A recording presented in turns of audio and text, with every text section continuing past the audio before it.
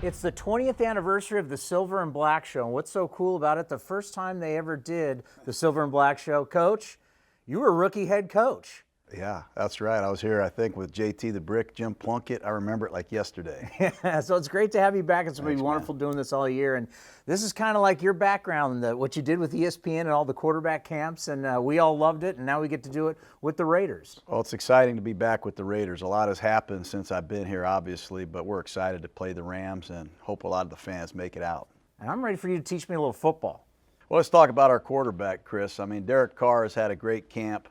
Obviously, we all know he has tremendous arm talent, but what our fans might not see is what he does behind the scenes, working on miscellaneous setups, play actions, movement in the pocket, and he has a quick release. We found these footballs with no laces. Some of them have no laces, and we're trying to get him to even quicken his arm and maintain his accuracy, and I think that's what the fans would appreciate the most about Derek Carr is his ability to work hard behind the scenes and really a leader on his football team. Yeah, when you look at him on the film, I mean, stuff that obviously this is practice, but you had to clean up some stuff with him from what you saw last year, correct?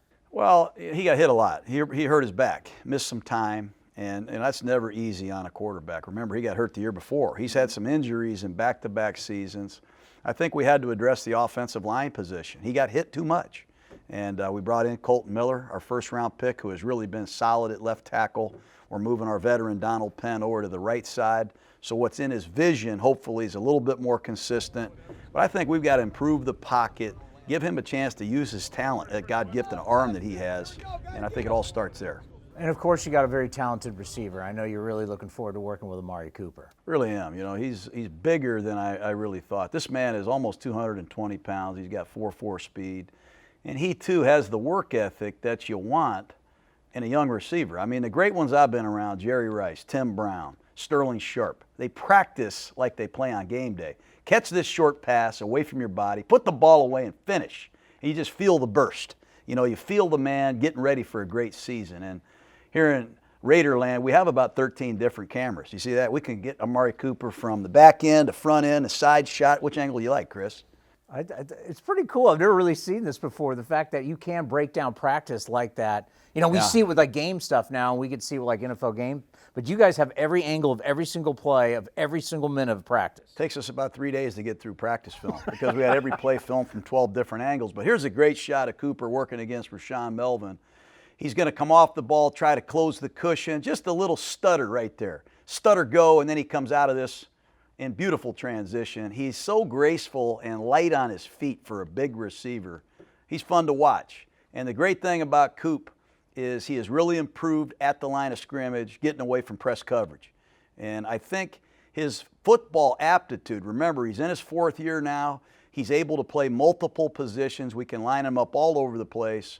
He can run away from you. He's excellent after the catch. And if you get to know Amari Cooper, you know he's one heck of a guy. But look at this guy work on the practice field to escape. And then once he gets separation, he can finish the deal.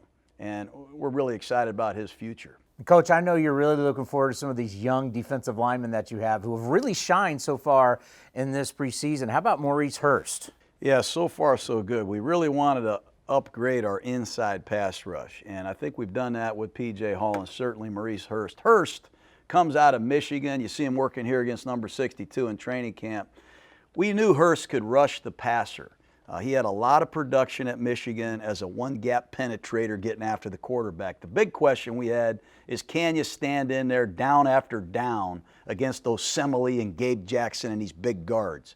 So we've been working on his transition to being an every down defensive tackle, getting off blocks, staying in his gap, keeping our linebackers clean, and finishing.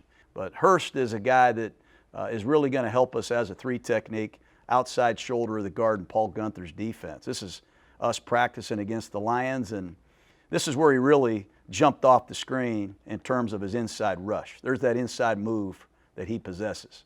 So he's going to be a fun guy to watch. He's still growing, and he'll continue to improve because of the way he works. Coach, we got Monday Night Football coming up here against the Rams. It's going to be a lot of fun. We'll get into your love for the Coliseum, but you told us the story down in Los Angeles. The McVays and the Grudens have the long history with your fathers, and of course, you gave Sean his first job, but it wasn't an actual football job was his title. Well, no, it wasn't. We had a secretary leave the building. She took another job, so I said, we'll get McVay in to be the secretary.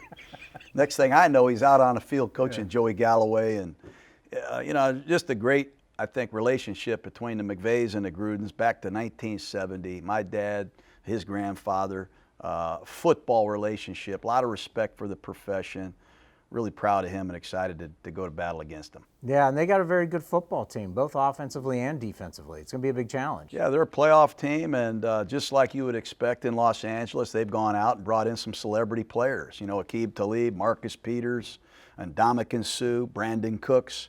I don't know if they have a salary cap down there, but they brought in a lot of high-powered players. Obviously, Jared Goff is coming into his own, and Todd Gurley is one of the backs that we will see all year. And I really want fans to hear this because you said it great. I can't remember where we were when you talked about it.